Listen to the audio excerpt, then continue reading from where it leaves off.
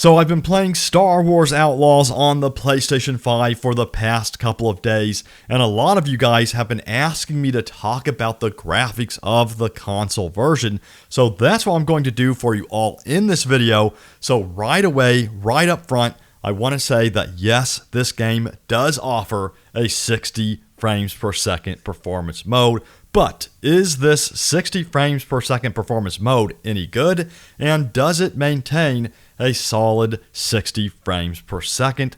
I'll talk about that here in just a second, and I'm also going to talk about the new graphics mode that really will take you by surprise. I'm surprised they put this in there, something that I think many of you may definitely want to toggle on when you play the game. And by the way, a huge shout out and a thank you to Ubisoft for sending me a review copy of the game, but in no way does this steer my review or my opinion of the game. I'm going to give you my full honest opinion of the graphics of the game in this video to keep my integrity and to make sure that I'm being open and honest and transparent with you all. So as I stated earlier, I am happy to confirm that yes, Star Wars Outlaws has a 60 frames per second performance mode as well as a 30 frames per second quality option.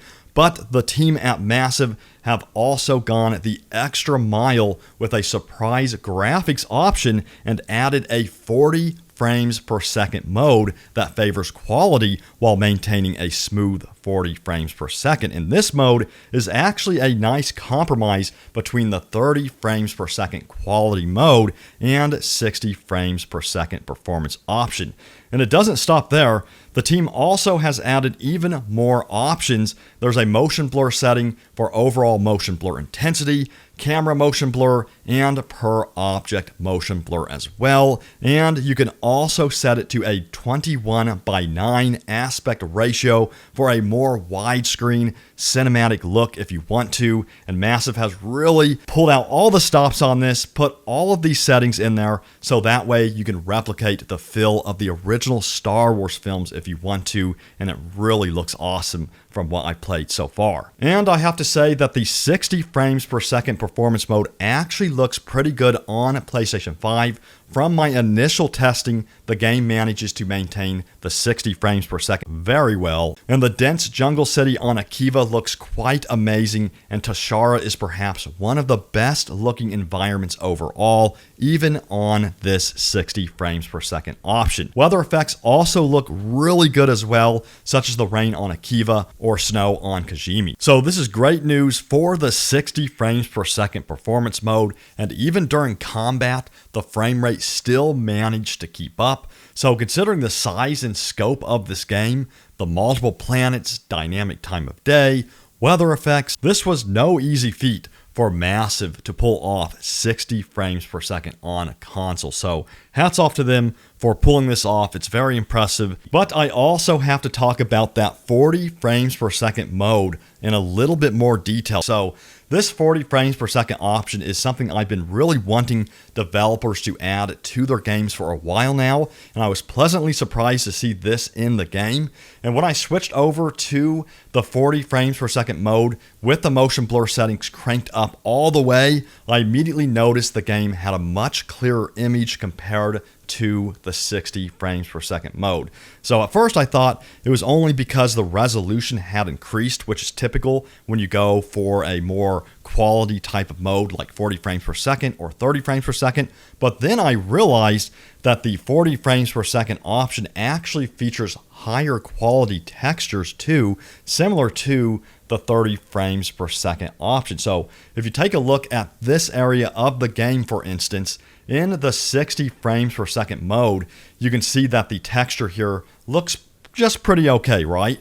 But if I switch over to the 40 frames per second option, you can see right away that the texture is vastly improved. And not only this, but as I mentioned before, the resolution also seems higher too, resulting in a much crisper image compared to the 60 frames per second mode. So while I usually choose the 60 frames per second performance mode in most games, I've also been really enjoying this 40 frames per second mode in Star Wars Outlaws as well on the PlayStation 5. I wouldn't be surprised if a lot of players, give the 40 frames per second mode a chance, because it appears to have better textures and a higher resolution, and the 40 frames per second combined with that motion blur actually looks quite smooth. However, if this was strictly a multiplayer title, I would definitely be going with that 60 frames per second option all the time, because this mode just looks ultra smooth.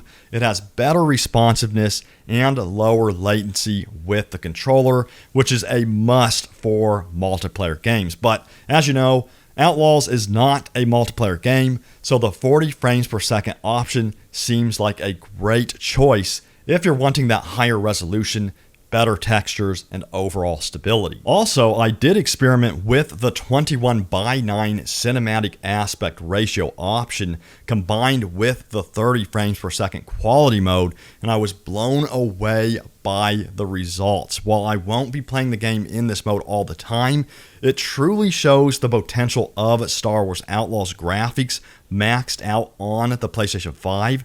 I just hope that Massive can get this particular mode at 60 frames per second on the PlayStation 5 Pro, if the rumored PlayStation 5 Pro even releases next year. That's the current rumor. We'll see if it happens. Now, with all this said, the Snowdrop engine does an amazing job in most areas, but with some mixed results, I have to say this. So, on the positive side of things, the city areas, the interior spaces, the overall lighting, weather effects, and even some of the open world sections look incredible. As I mentioned before, the planet Tashara is definitely one of the standout planets in the game. It looks absolutely stunning with windy weather effects, beautiful fields and trees, canyon walls, and scattered outposts and bases throughout. Also, Akiva was a nice surprise as well. The city streets are bathed in detail with lots of NPCs walking around to make it feel alive, and I love the cantina area too. And I also have to mention Kajimi as well. So Kajimi looks incredible, and those space stations and Imperial bases are also quite impressive and really feel massive when you first approach them. And if you love space combat like I do, you will love the space environments in this game. And what's really cool about Star Wars Outlaws is that each planet's orbit has a different feel to the space environment. So, Tashara will look more orange, we'll have a different debris field up there.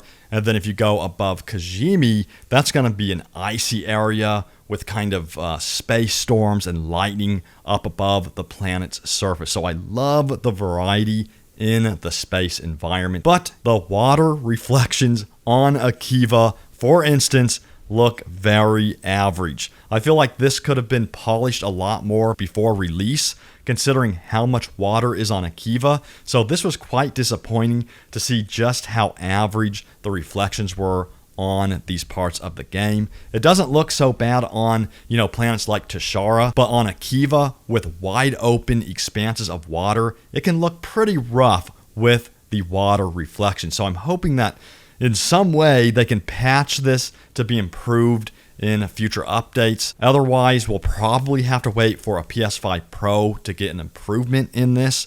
But yeah, this area of the game definitely looked rough. And then there's those random moments in the game where it simply does not look good at all. Like here on Tatooine, some dialogue cutscenes look just plain bad, and many moments in the open world section of Tatooine look quite rough, thanks to certain textures that get blurry in the distance. So I'm not going to lie to you guys. Again, I'm going to be transparent with you all.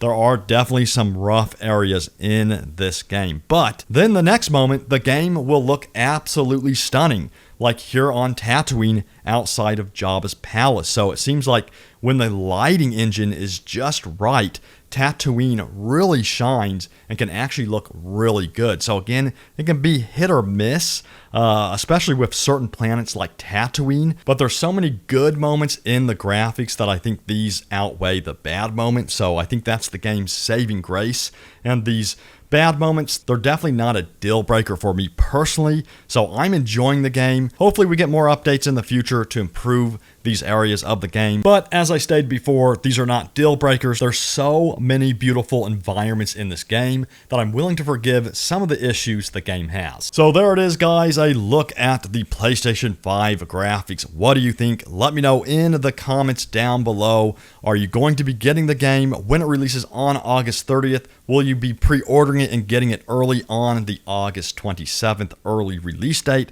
Let me know in the comments down below, and expect a lot more coverage on Star Wars Outlaws right here on the channel. Check out my other videos as well. I'm planning on doing a gameplay review as well, talking about all of the different gameplay elements of the game, what I like, what I dislike, and so on and so forth. So check it out on the channel. I will see you all there. Take it easy, and may the Force be with you always.